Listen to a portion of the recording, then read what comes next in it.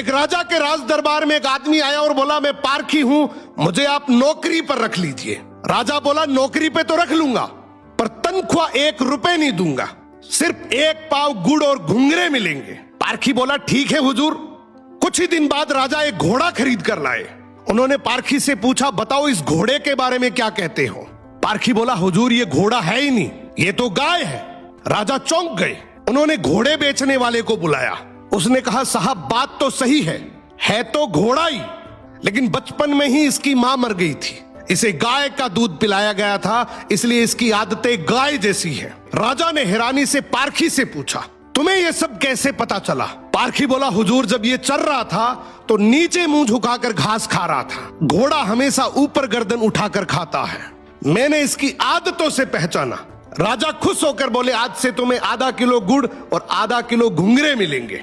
कुछ दिन बाद राजा ने फिर पूछा, मेरी रानी कैसी है, बहुत प्रिय है मुझे। पारखी बोला, हुजूर आपकी रानी खानदानी नहीं है। राजा को विश्वास नहीं हुआ।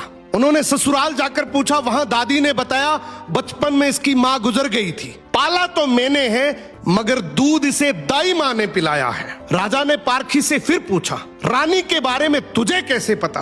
पारखी बोला, हुजूर इसके स्वभाव से खानदानी रानी में शालीनता होती है, मगर ये नौकरों पे चिल्लाती है, गाली देती है, इसकी आदतों से पहचान गया कि ये खानदानी नहीं है। अब राजा बोले, चलो मेरे बारे में बताओ। पारखी बोला, जान की माफी दे तो बताऊं। राजा बोले, माफी है, सच सच बताओ। पारखी बोला, आप राजवंश के नहीं हैं, आप मुझे भड़बूजे लगते हैं, गुड़ और भंगूरे सेकने वाले। राजा घबरा गए।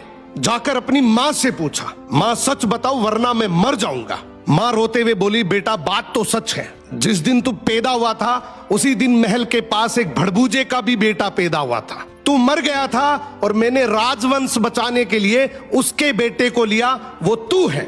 राजा ये सुनकर दुखी भी हुए और खुश भी हुए।